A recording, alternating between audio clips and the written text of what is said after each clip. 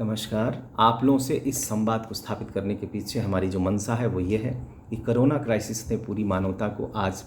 अपने existential threat, एक crisis के सामने लाके खड़ा कर दिया है, जहाँ पर सबसे बड़ा संकट हमारे जीवन पर आकर खड़ा है, जहाँ पर हम ये समझ ही नहीं पा रहे हैं कि अपने को कैसे बचाएं। शायद पहली बार दुनिया को इस तरह का संकट का सामना करना पड़ा है, लेकिन साथ में इस संकट ने हमको एक बहुत बड़ी अपॉर्चुनिटी दी है, एक बड़ा भारी अवसर दिया है, जहाँ पर हम रुक करके ठहर करके ये सोच सकते हैं कि आखिर वो कौन सी ऐसी चीज़ें हैं जिन्हें हमने छोड़ दिया, जिस कारण हम यहाँ हैं, और ऐसी कौन सी चीज़ें हैं जिनको हम पुनर्प्राप्त कर सकते हैं, या जिन रास्तों पर हम चल करके अपने जीवन को हम न केवल सुदीर्घ बना सकते हैं, न केवल सुरक्षित बना सकते हैं, बल्कि हम पूरी विश्व के लिए एक ऐसे सन्मार्ग का निर्माण कर सकते हैं जो पूरी मानवता, अखिल मानवता के लिए मंगलकारी हो। तो इसी प्रक्रम में हमारी जो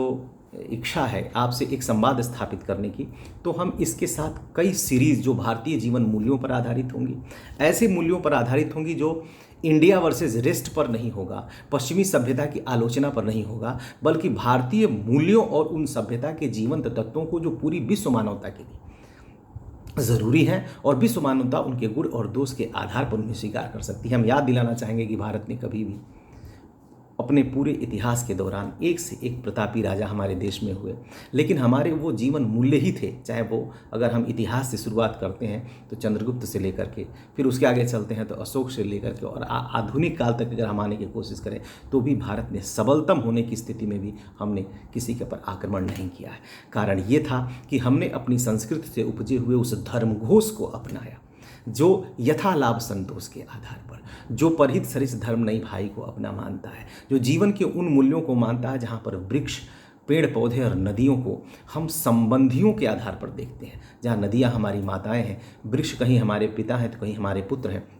यह जो जीवन का भाव था कि जहाँ पर जड़ और जंतुओं के प्रति अनुराग की यह नदी हमारे हृदय से बहा करती थी, आज जब हमने उनसे वैमनस्य स्थापित किया, उसके पीछे कारण वह वेस्टर्न सिविलाइजेशन का प्रोजेक्ट है, जिसका संबंध कहीं ना कहीं हमारे क्रिश्चियनिटी से भी है, जो ओल्ड टेस्टामेंट में एक प्रकार की प्रेरणा देती है कि आप इस प्रकृति का उपभोग करिए और इसके ऊपर एम्पावर करिए, इसके ऊपर आप शासन करिए। तो स्पष्ट सी बात है कि यह उनका अपना मामला हो सकता है, लेकिन इससे बचने के लिए हमारे पूरे फ्रीडम स्ट्रगल में हमारे बहुत सारे महर्षियों ने, बहुत सारे स्वामियों ने, बहुत सारे राजनेताओं ने हमको चेताया, किंतु हम नहीं माने और हम उसी प्रोजेक्ट में जाकर के फंस गए, जिसे हम बोलते हैं वेस्टर्न डेवलपमेंट या वेस्टर्नाइजेशन, मॉडर्नाइजेशन का जो प्रोजेक्ट है। उस पर चलने के पहले जो हम वर्तमान क्राइसिस से, उस पर बस केवल आपका कुछ क्षण लेना चाहेंगे कि ये जो कोरोना है, इसने इसलिए भी हमें संवेदना दी कि बहुत सारी संख्या में, अगर हम कहें तो करोड़ों की संख्या में लोग अपने गाँव को छोड़कर, जो हमारे विलेज है, जो किसी समय हमारे भारत के प्राण हुआ करते थे, वो अपरूटेड हैं आज के। उन सारे के सारे गाँवों को हमने अपरूट कर दिया और वो सारे लोग जाकर दूसरी जगहों पर सब ह्यूमन कंडीशन में, एनिमल कंडीशन में रहने के लिए बाध्य हैं। ऐसे हालात में जब हमने आप देखा होगा, आप सभी लोगों ने टेलीविज़न पे देखा होगा, समाचार पत्रों में पढ़ा होगा कि किस तरह उन्हें ढकेला जा रहा है, कोई उनकी चिंता करने वाला नहीं है। हजारों किलोमीटर वो चलने के लिए मजबूर है, और न केवल चलने के लिए मजबूर है बल्कि उनके सामने भूख का भी संकट है, भय का संकट है, इसके अलावा अपने परिवार का संकट है। इन सारी चीज़ों का समाधान आखिर कौन खोजेगा? क्यों हम समाज बनाते हैं, क्यों हम राज्य बनाते हैं? क्या हम केवल इसे पढ़ने के लिए, क्या हम केवल इसे सुनने के लिए करते हैं? ऐसा नहीं है। इसलिए राज्य और समाज और हम सभी लोगों की यह गुरुतर जिम्मेदारी है कि हम अपने उन भाइयों को, अपने बहनों को, उन बच्चों को जो कि आज की डेट में सड़कों पर ढकेल दिए गए हैं, क्योंकि कुछ लोग सुखपूर्वक जीवन जी सकें, इसलिए पहले हमने गांव को उजाड़ा। अब हम उन लोगों को अपने जीवन पर आए हुए इस संकट को देख करके आज एक यूज एंड थ्रो के डिब्बे की तरह उनको बाहर फेंक रहे हैं। उनको हम अपने लिए एक बहुत बड़ा खतरा मान रहे हैं, और उनके जीवन के, उनके स्वास्थ्य के बारे में, और यहाँ तक कि हमें इसकी भी चिंता नहीं है कि उनका इसके बाद आगे होगा क्या, उनका अस्तित्व बचेगा भी क्या नहीं बचेगा। ऐसे ही तमाम त्रासद मूल्य, बहुत ऐसी त्रासदियाँ इस बीच में हो रही हैं जिनको देखते हुए जहाँ पर हम सभी लोग संकटापन्न हैं, इस चर्चा को लेकर आपके सामने आए हैं। बहुत संक्षिप्त में इसलिए भी इसमें चर्चा करेंगे कि हम इसके बाद लगातार कई सीरीज़ में आपके सामने सम्मुख होंगे। हम इस सीरीज़ पर भी आपकी प्रतिक्रियाओं को, आपके विचारों का आह्वान करेंगे कि आप हमको बताइए कि आपको ये न केवल वीडियो कैसा लगा बल्कि आप और इसमें क्या सुधार चाहते हैं। तो शुरुआत हम करना चाहेंगे रविंद्रनाथ टैगोर की उस स्टेटमेंट के साथ, उस कथन के साथ कहना चाहेंगे जब वो कहते हैं कि a day will come when the vanquished man will retrace his path of conquest despite the all barriers to win back his lost heritage। एक दिन ऐसा आएगा जहां हम, जो मानवता है, वह तमाम बाधाओं के बाद, तमाम हताशाओं और पराजयों के बावजूद जो विजयी उन्माद में हम आगे बढ़ते चले जा रहे हैं, उस उन्माद के बाद जब हम थकते हैं तो उसके बाद फिर एक दिन ऐसा ज़रूर आएगा कि हम अपने उस हेरिटेज को प्राप्त करने की कोशिश करेंगे, अपने उस जो हमारी विरासत है, जो हमारे मूल्य हैं, उनको प्राप्त करने की कोशिश करेंगे। वे कौन से मूल्य हैं? अब इसके लिए अगर हम बहुत लंबे दूर जाने की कोशिश करेंगे तो समय काफ़ी लगेगा। संक्षेप में हम कहेंगे कि हम उस प्रकाश पुंज की ओर चलना चाहेंगे जो इन सारे के सारे हमारे जीवन मूल्यों को, जो 1000 वर्ष से चले आ रहे हैं, जिसमें सिंधु घाटी भी है, जिसमें वैदिक मूल्य हैं, वो है महर्षि दयानंद सरस्वती, जिन्होंने सत्यार्थ प्रकाश और अपने अन्य कृतियों के माध्यम से हमारे वैदिक मूल्यों को, उत्तर वैदिक मूल्यों को, हमारे सांस्कृतिक मूल्यों को समेटने की कोशिश की, कुछ एक सूत्र वाक्यों में करने की कोशिश की। और उनका जो उद्देश्य है कि यह सकल विश्व जो है वह आर्यमय हो, ये कितना बड़ा संदेश वो देना चाहते हैं। और इसके लिए कहते हैं कि हमको स्वराज के साथ साथ स्वदेशी अपनाना होगा। स्वदेशी जो है वो केवल देसी चीज़ों का इस्तेमाल नहीं है, बल्कि यह एक ऐसा भाव है स्वावलंबन का जो हमको अनेक प्रकार के परावलंबनों से मुक्त करती है। मैथिली शरण गुप्त ने इन्हीं से प्रेरित होकर कहते हैं कि यह पाप पूर्ण परावलंबन चूर्ण होकर दूर हो, फिर स्वावलंबन का हमें प्रिय पूर्ण पाठ पढ़ाइए। गीता पते यह पाप भार निहारिए, आलस्य से अभिभूत हमको कर्मयोग सिखाइए। तो स्पष्ट सी बात है कि कर्म की आनंदमयी प्रेरणा को देने के लिए स्वामी दयानंद सरस्वती आते हैं और उनसे प्रेरित होकर के हम देखते हैं लोकमान्य तिलक, लाला लाजपत राय, उनसे प्रेरित होकर आगे चंद्रशेखर आज़ाद, भगत सिंह की एक टोली चलती है। तो दूसरी तरफ उसी सत्यार्थ प्रकाश से प्रभावित होकर Mahatma Gandhi my experiment with truth भी लिखते हैं और उसी के अमर, बहुत सारे अमर वाणी को उसको लेकर के, जिसमें कि स्वराज को ही लेकर हिंद स्वराज वो लिखते हैं। तो ये हमारा जो पूरा फ्रीडम स्ट्रगल है वो एक दूसरे से अंतर्कुंपित है। सारे लोगों का उद्देश्य एक है और सारे लोग एक ही चेतावनी, और खासकर सबसे ज़्यादा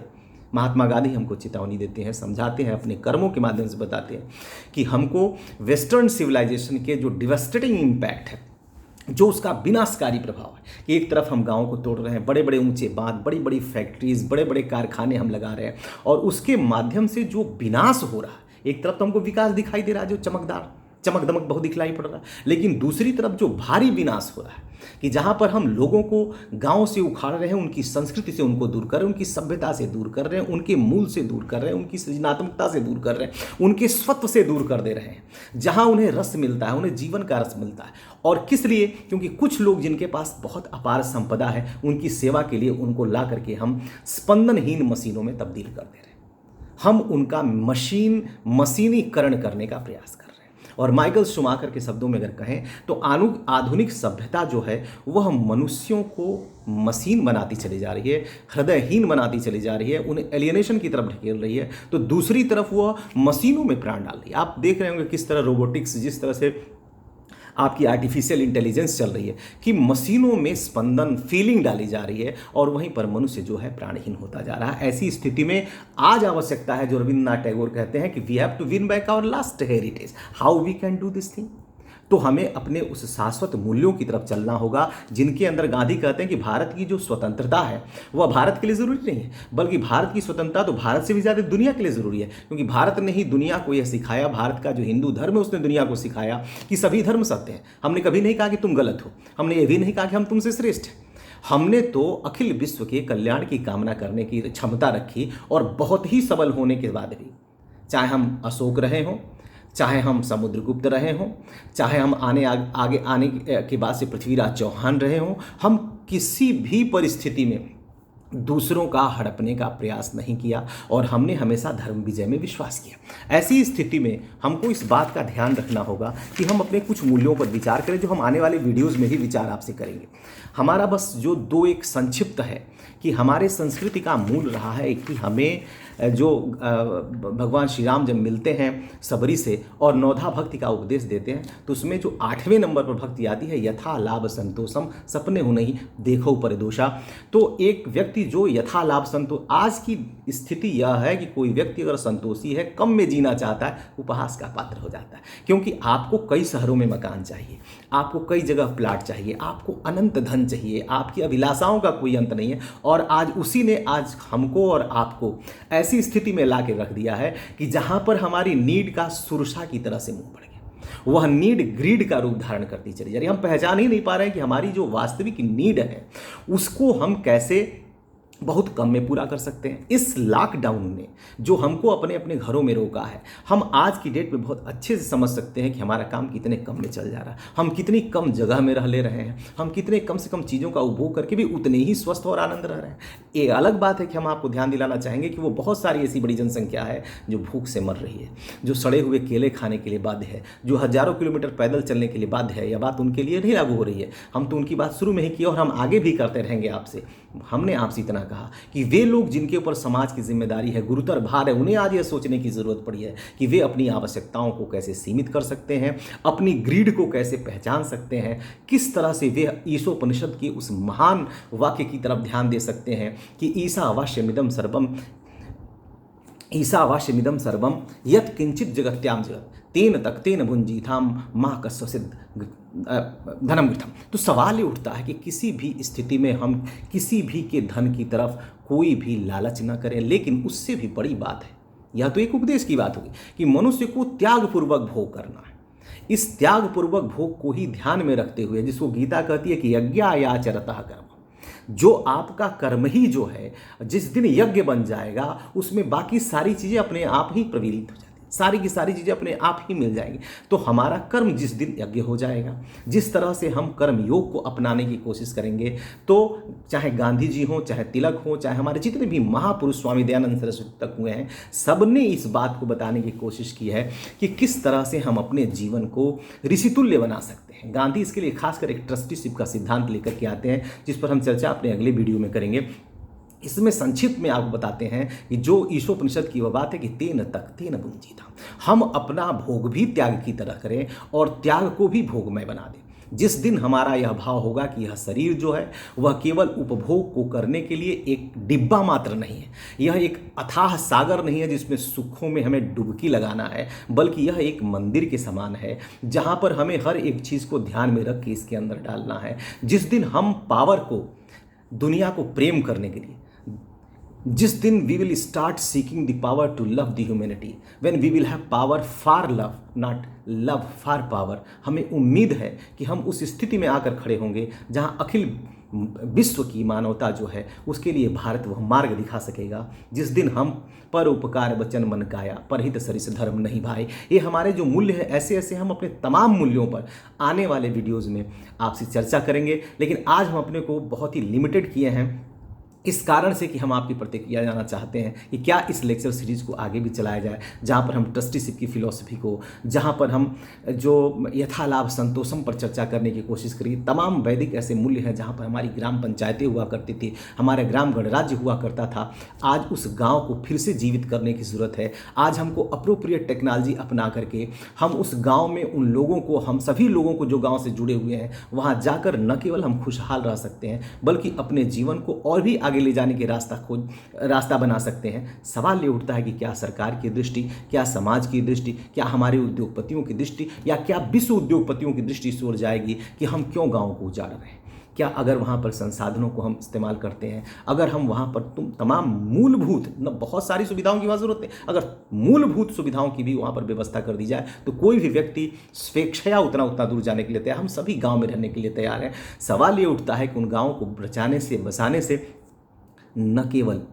लोगों के रहने की, आवास की और उनके भोजन की समस्या हल होगी, बल्कि एक बहुत बड़ा जो सांस्कृतिक विमर्श है, जो एक बहुत बड़ा जो मूल्य प्रणाली भारत का है, जो भारत की मूल्य प्रणाली है, उसके संवर्धन में बहुत बड़ा योगदान होगा और हम दुनिया के लिए एक राह दिखा सकेंगे। हम आपका समय लिए, हमें उम्मीद है कि हमें आपकी प्रतिक्रिया भी मिलेगी, आपके सुझाव मिलेंगे, हमें सुधार का रास्ता आप दिखाएंगे। आपको बहुत बहुत धन्यवाद सुनने के लिए। Thank you very much.